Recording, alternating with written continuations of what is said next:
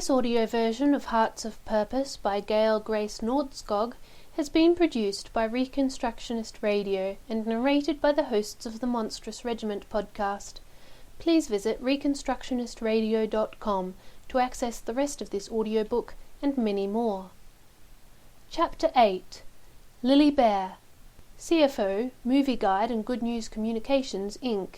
Focus, Biblical Guide to Movies and Entertainment. Your word is a lamp to my feet and a light to my path. Psalm 119 verse 105. A calling is an assignment to fill a specific part in a very big plan. Paul was called to be an apostle. He went through things that would have caused many men to quit, but he pressed on because his focus was not on what was happening to him, but on what he was called to do: preach the gospel. As I walk down the long red carpet in my silver and black gown, I feel the excitement. Publicists with their celebrities are walking down the red carpet, while reporters from major media sources are interviewing them. I hear the click of the photographers' cameras. Ahead of me is little Olivia Allen Lind, the girl who plays young Dolly in Dolly Parton's Christmas of Many Colors, Circle of Love. Terry Crews, our host, the former NFL linebacker and star of Brooklyn Nine-Nine, is being interviewed. The hubbub and the excitement of the moment are exhilarating. A little while later, I join the crowd going into the banquet hall as the smooth voice of the announcer Mac Heald says, "From the heart of Hollywood, welcome to the 25th Annual Movie Guide Faith and Values Awards Gala." Now the show begins. Throughout the evening, directors, producers, and writers of the movies that Movie Guide has deemed the best of the year in the family, mature, faith and freedom, and Epiphany Prize categories come up to the stage to receive their silver teddy bear. Co-writer Carrie Solomon of God's Not Dead 2, winner of Best Movie for Mature Audiences, summarizes the opinion of most of the winners. "It's wonderful. To us, this is more important than any other award. To win an award here at the Movie Guides, this is our Academy Award, so we're honored." Then my husband, Ted Baehr, comes on stage and shares with the 500 Hollywood attendees the statistics about the movies that do well at the box office, using 150 criteria. He gives a 15-minute report to the entertainment industry, proving that year after year, good movies do better at the box office. Ted notes that the top 5 grossing movies in the world were uplifting Movie Guide award-winning movies. R-rated movies average box office at an 8-year low. Sex did not sell, again. Foul language did not sell, again. Graphic nudity did not sell, again. And moviegoers supported the good, the true, and the beautiful, again. Movies with very strong Christian, redemptive, biblical, and moral content did much better at the box office in 2016 than movies with excessive or graphic, foul language, sex, nudity, violence, alcohol use, and illegal substance abuse.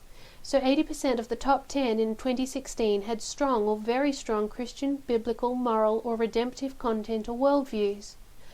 The gala audience is made up of the top Hollywood executives and filmmakers, people who have the authority to make decisions regarding the movies that are being made in the future.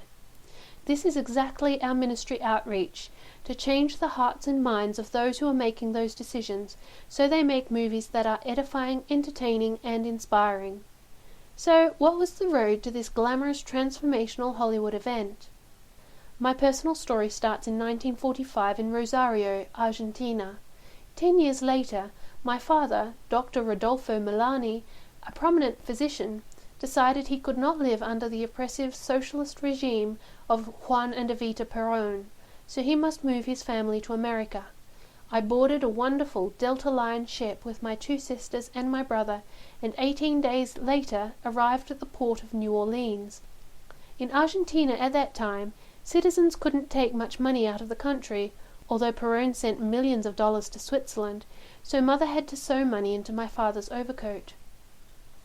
As we arrived in the port, we saw on the dock a shiny, new, red and white 1955 Ford Fairlane car, and we headed to Houston, Texas.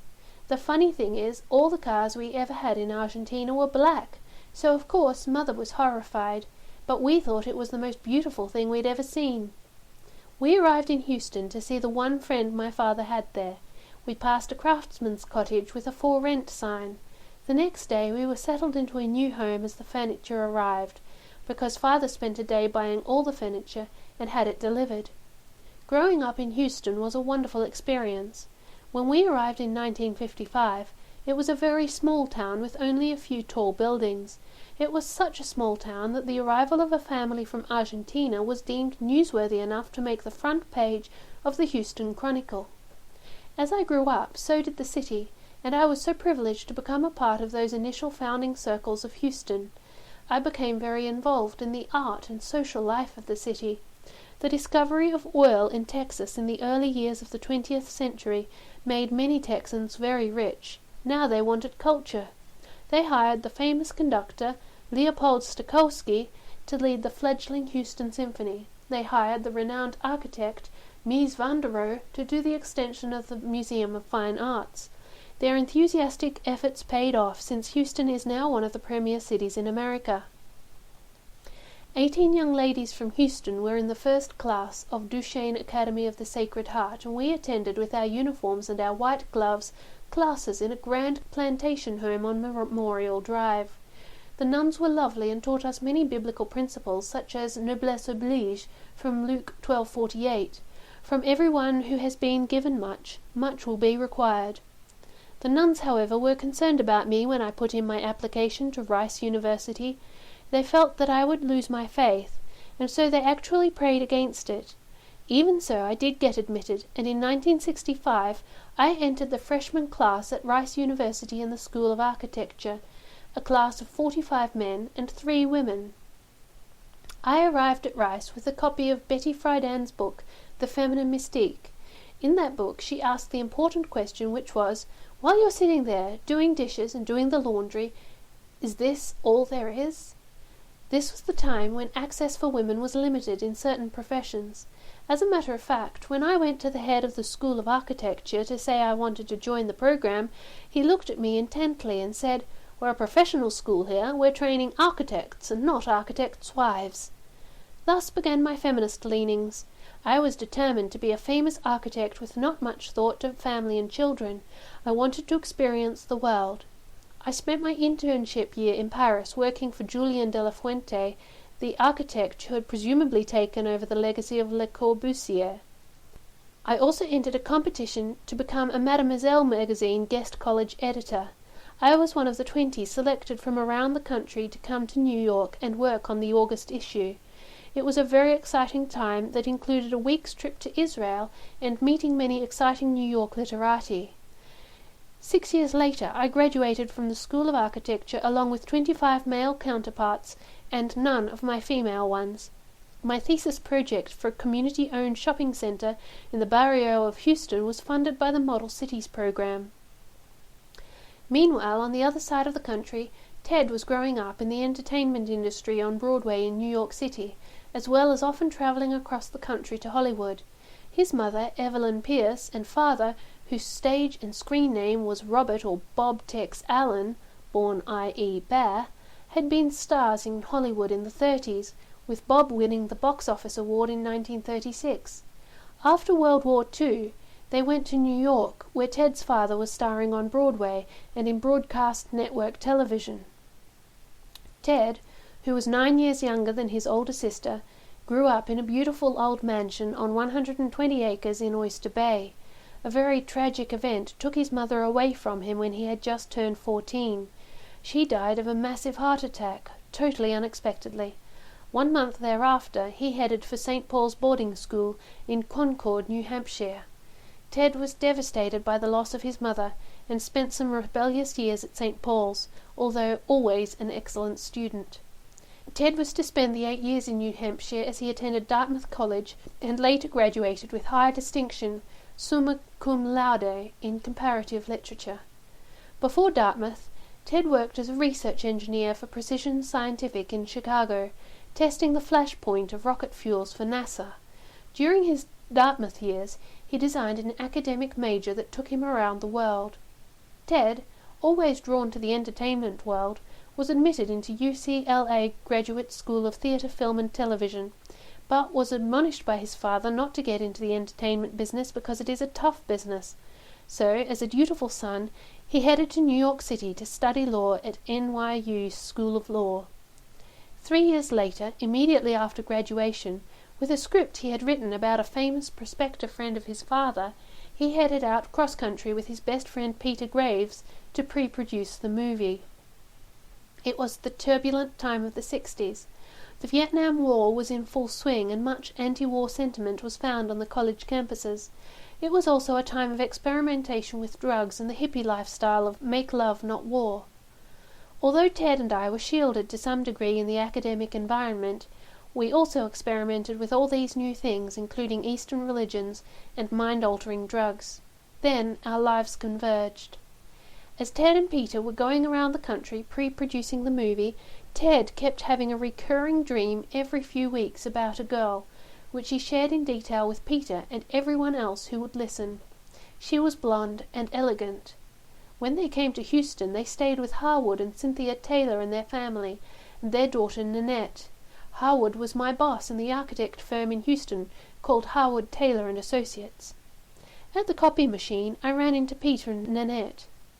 Peter was making a copy of the script. Later he went back to Ted and told him, "I met the girl in your dream." Ted called and invited me out on a blind date with Peter and Nanette. From that day forward, we were intrigued by and in love with each other. That Christmas, I decided to go to New York to visit Ted. I never went back to live in Houston. We lived in a brownstone on the Upper East Side of Manhattan. It was during this time that God found Ted. Ted had been searching for God in all the wrong places. As a member of the 60s generation, he had dabbled with Eastern religions and actually went to India. As a couple, we would attend services with various New Age leaders. We produced a local television program for PBS on parapsychology, interviewing the most famous New Age and psychic leaders of the time. We even met the Dalai Lama. Then a lovely lady named Audrey Clark, who had been friends with Ted's late mother, took an interest in Ted's salvation and asked him to read the Bible and tell her what was wrong with it. I think she meant it.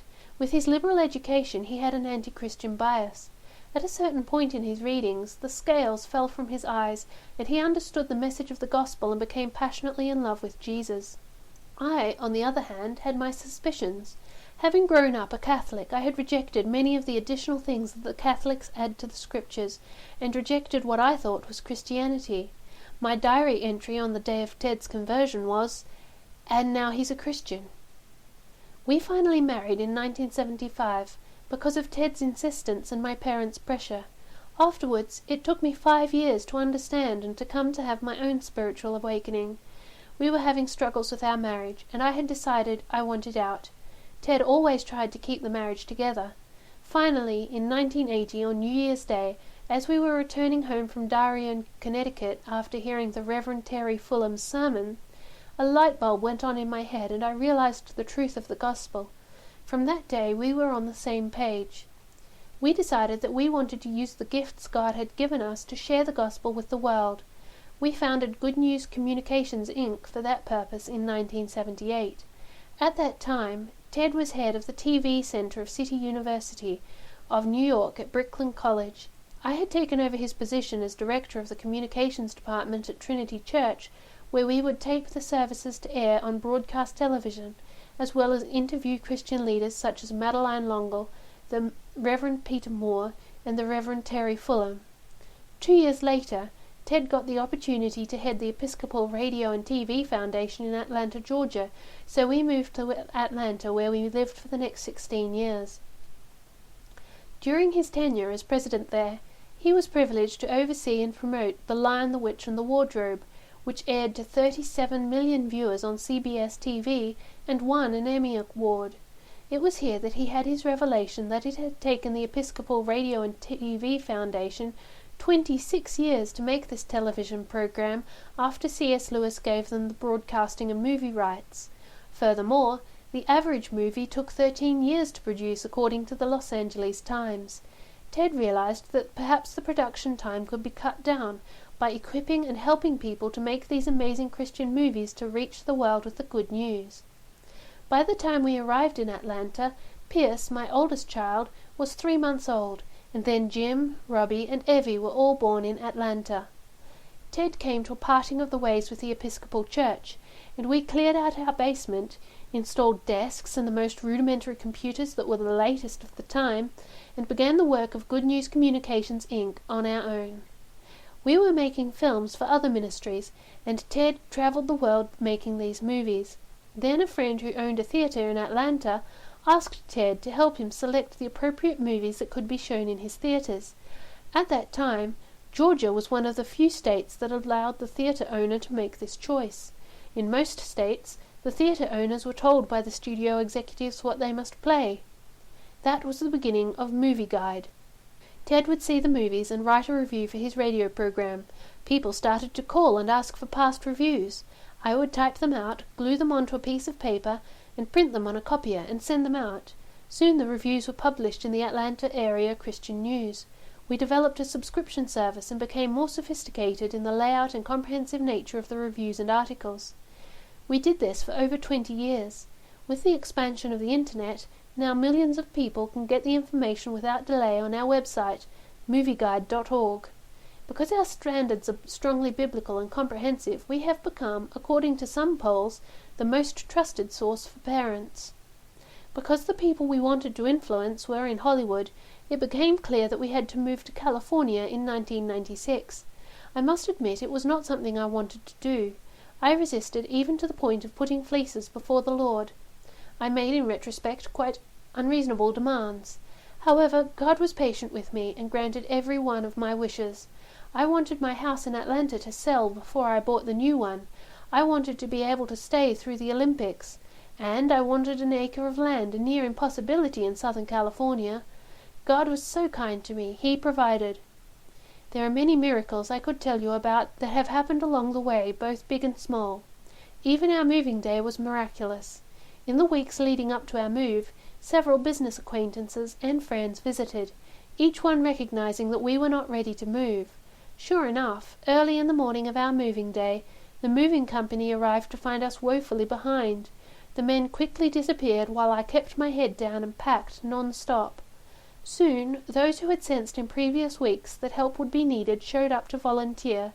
They included a lawyer, a banker, and a filmmaker, all of whom had taken time off from their own jobs to help when we needed them most. When the movers returned shortly thereafter, these individuals convinced the movers that together this move could happen on schedule. So everyone, volunteers and movers, pitched in and packed us up in record time. At the end of the day, we stood in the empty home, movers and helpers together in a circle, holding hands and thanking the Lord for the miracle of the move.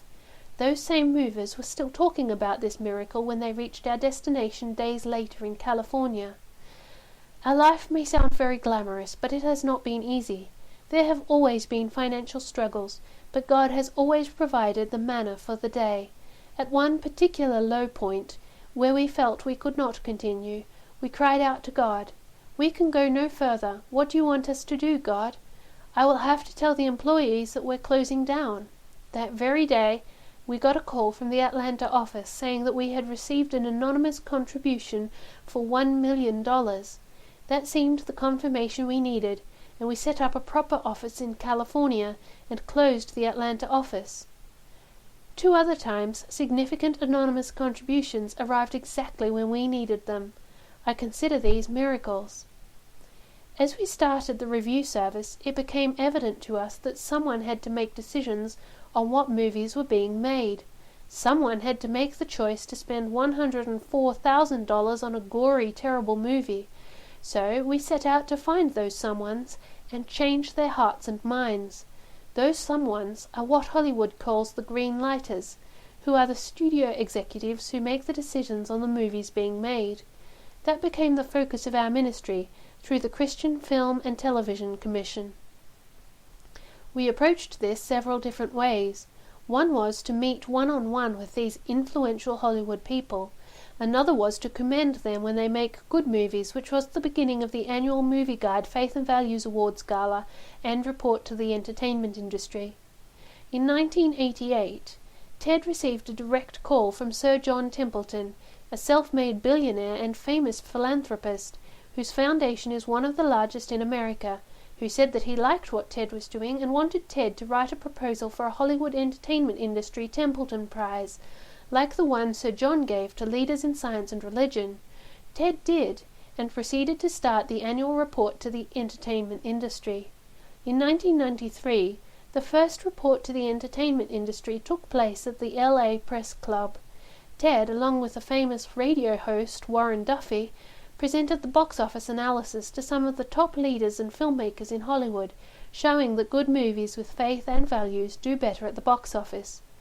The second year, Charlton Heston and other stars joined Ted at Morton's Steakhouse for a luncheon to give out the Movie Guide Awards and to present the findings of the report to the entertainment industry. In 1994, Sir John said that he wanted to underwrite the annual Faith and Values Awards Gala and report to the entertainment industry and the major Epiphany Prizes to honour movies that helped audiences to know and understand God better. As the years passed, Sir John's son, Dr. Jack Templeton, funded the top prizes that are to this day awarded to entertainment industry professionals whose work upholds Christian spiritual and moral values. Epiphany Prizes for movies and television, the Kairos Pro Prize for established screenwriters of movie scripts with Christian faith, and the Kairos Prize for first-time screenwriters of movie scripts reflecting Christian faith. This funding marked a turning point in the industry by helping us begin to host proper Hollywood events where we could more successfully influence entertainment industry executives and also reach the public with a message of how to be media wise. Sir John Templeton's foundation was a supporter even until Dr. Jack Templeton died in 2015. The John Templeton Foundation made it possible to turn our event into a very beautiful Hollywood Awards Gala in a banquet setting, with big-name entertainers such as Lee Greenwood, Trace Atkins, Gloria Gaynor, and celebrities such as Mickey Rooney, Jennifer Lawrence, Dolly Parton, and so many others, as well as important producers like Stan Lee, the founder of Marvel and the executive producer of so many Marvel movies, who said at the awards that he wanted to win the Epiphany Prize. All of this was by the grace of God, but not without struggles. I have been battling a very debilitating autoimmune disease that's leading to my blindness. This disease was at bay for many years, but has now progressed to the point where I have limited vision, and I pray for miracles from God. Before medication was prescribed, while doctors were still baffled by my symptoms, I hit a particularly low point in my condition. I was in pain and frightened. In those days I would lie on the couch each day, not wanting to speak to anyone. Though fearful, I did not see the point of constantly complaining to people about what I was going through. Ted had other ideas. One day he said to me, "Don't you want people to pray for you?" As it turned out, Ted was right. People prayed for me. They sent letters of encouragement and scripture verses for me to hold on to in the dark times. Those prayers and letters sustained me, and I am forever grateful to those who offered me hope. Through this I have learned the importance of joy and of making life beautiful for those around us. I don't always manage this, but I try. God has blessed us tremendously with the 4 children that I had so resisted having before I came to Jesus Christ on January 1st, 1980.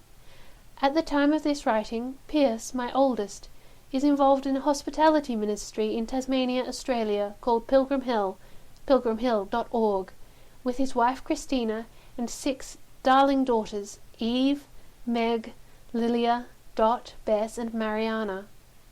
Marine Corps Major James, my second son, is an assistant U.S. attorney in New Orleans. My third son, Robbie, is married to the beautiful Taylor, with 2 children, Charlie and Katerina.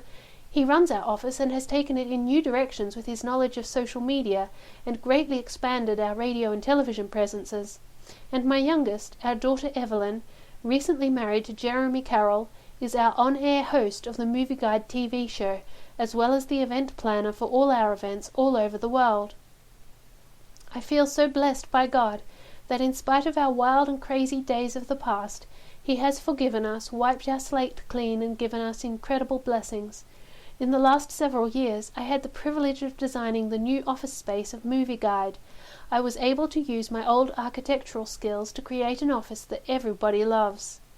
Reflecting on our history, there have been a lot of changes in Hollywood. The studios have started faith-based divisions such as Sony Affirm to reach the Christian audience. The studios are coming to us now for advice on how to reach the Christian audience. Variety magazine, the industry standard, has held workshops and seminars on faith-based films. This is a dramatic change from 1985, when there was only one movie, A Trip to Bountiful, with positive Christian content and so much R-rated fare. In fact, when we started Movie Guide in 1985, the major studios in Hollywood released a few movies with any positive Christian content or values at all, less than 1%. Incredibly, in 2016, at least 64% of the major movies released theatrically by the movie industry contained at least some positive Christian redemptive content. Also, when we started in 1985, less than 6% of the major movies were aimed at families. In the past 10 years, movies marketed to families have increased to nearly 40% of the top movies released in your local movie theatres. So, Hollywood is listening. Now it's time for the Christian audience to respond by supporting these movies. Returning to the glamorous Movie Guide Awards evening where we began, the event comes to an end with an inspirational song from Grammy winners Shirley Caesar and Anthony Hamilton, and a benediction by the Reverend Dr. Richard Land. As I leave the banquet hall, I am handed a lovely gift bag with several items, chief among them a complete detailed printed report to the entertainment industry and a beautiful Bible with the inscription, "This Bible is a gift to you from Movie Guide." The annual Movie Guide Faith and Values Awards Gala and report to the entertainment industry. May you be inspired by the good, the true, and the beautiful, and may the knowledge of the Word of God be a lamp that gives light wherever you walk. Adapted from Psalm 119, verse 105. When Pat Robinson accepted his Lifetime Achievement Award at this year's gala, he expressed a sentiment very much in harmony with how Ted and I feel. We didn't know where we were going to end up, we just needed to take the steps that God wanted us to. As the dust began to settle from the big event, we received several encouraging thank you letters. Here are excerpts from one received from the former head of William Morris Agency for Television. Dear Ted and Lili, at a time in which our country is longing for meaning and guidance, there is no better way for our industry to spread God's message than through celebrating His love on screen. The dedicated work that you do truly touches so many, and I am incredibly humbled to have shared this experience with you again. Warmest regards, Sam Haskell III, Magnolia Hill Productions. Now I would like to share some hard-won wisdom gained from my life experiences, in the hopes that it will encourage you. Lili's 5 don'ts to help you succeed in parenting, marriage, and life. Reprinted from movieguide.org. 1. Don't create your own walls. A wall is something that stops you. You want to get somewhere. You may feel called to pursue something. You create walls when you say, "I can't do that because." This doesn't mean you should throw yourself into selfish pursuits, but God made each of us with vastly more ability than we've been taught to think. This is profoundly true when you're pursuing something God has called you to do. We can think, "I can't do that," failing to consider that what God calls us to do, He will provide the resources and the means to do. We can't do it alone, but we are not alone. The more you trust God and see Him work in your life, the less you'll be inclined to build walls that stop you from achieving all God plans for you. There would be no Movie Guide Annual Faith and Values Awards Gala and report to the entertainment industry if God had not taken our humble abilities and multiplied them with the help of thousands of people, many of whom have become dear friends. 2. Don't wait. Don't focus too much on what you hope to do someday. Focus on what God would have you do today. The only way to get what you hope for someday is to be taking constructive steps today. Movie Guide started in the basement of our home in Atlanta. It now has a beautiful office in Camarillo, California, and produces the premier event honoring entertainment with faith and values. The path between the two was paved with daily tasks completed. It is so easy to make excuses why you'll start something later. Don't make excuses. Start. 3. Don't compartmentalize. God has created you to experience more than just a job. Church, family, and your neighbors are part of God's plan for your life. They all fit together into God's will for your life. God doesn't call people to some good work to destroy their family.